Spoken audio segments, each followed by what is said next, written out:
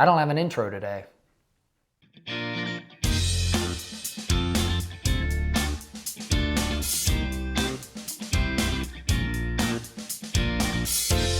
Hey YouTube, what's going on? Danny here with DTC.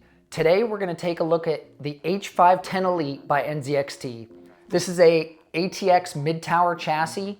It's made out of steel and tempered glass, and it comes in a white or a black matte finish. The price for these cases is $149.99 USD. You can get them right from NZXT's website, or they sell them on retailer sites such as Newegg, Amazon, that kind of stuff. The dimensions for this case are 210 millimeters by 460 millimeters by 428 millimeters, just in case you're trying to make sense of where it can fit on your desk. It has a vertical GPU mounting location, riser not included, and a clean, modern, simple aesthetic. Let's take it out of the box and actually take a look at it.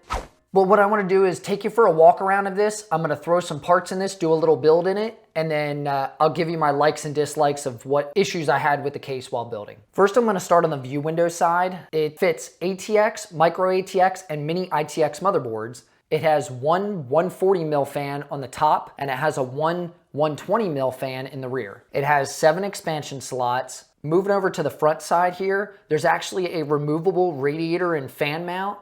It's just 2 thumb screws and you can remove the entire tray. The front radiator mount can either fit 2 140 mil or 2 120 mil fans, and it can fit a 240 mil or a 280 mil radiator. It has 2 ARGB 140 mil fans mounted in the front, pre-installed, and then has a ARGB strip mounted to the top front of the case here, just to shine light down on your components. The back side has an air intake on the panel here with a filter, and there's also a filter in the bottom part of it as well, so it can pull air up to the fan. So you get air from the side panel here and the bottom.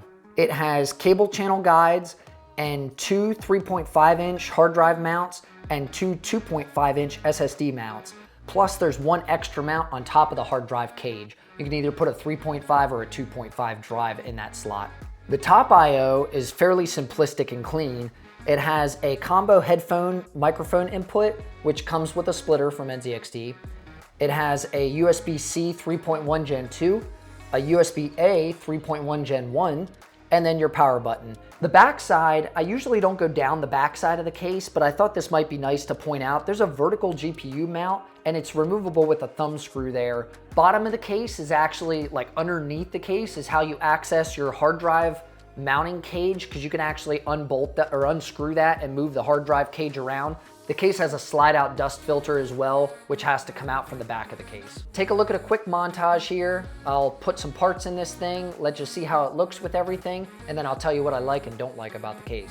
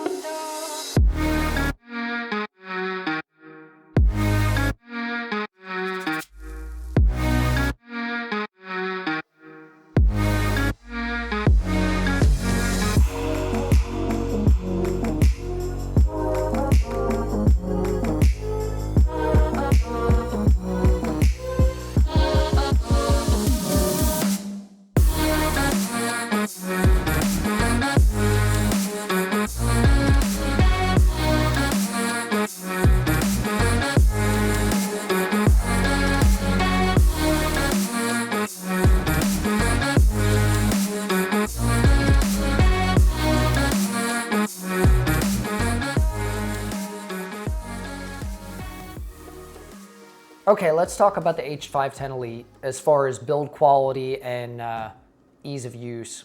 The things I like the best about the case are the build quality of it, the clean aesthetic, the materials, the fit and finish. The glass is really nice. It's tinted glass. So if you have RGB in it, it's not going to be super flashy and in your face like a clear window would. The metal and everything is very nice quality. As far as like the way the panels hinge out and everything, you can see from the videos, you're just undoing the 2 thumb screws and you're pulling this back panel. It swings out and off, and then the front panel tilts forward and off. I really like that. I like their high quality finishes that they do on these things. The removable radiator and fan mount in the front is awesome. I really, really liked that because when I was mounting my radiator to that, I just slid the tray out, I put my radiator on, I put the fans back on and everything because I reused my front fans and I didn't use the radiator fans that come with the Kraken X63. I put everything back in, and it was real easy to just feed my cables through and slide the whole thing in and then just bolt it to the front. Now let's talk about the things I did not like. First thing I don't like is the top I/O. Even though it looks clean and everything, NZXT uses the same I/O for all of their cases, their recent cases that I've seen. It doesn't have enough ports. I feel like it should have, 2 USB-A types. I don't know. I like more USB ports on the top mount. That may not be for you, but for me, I feel like they should at least include 1 more USB-A. Second, the vertical GPU mount is unusable.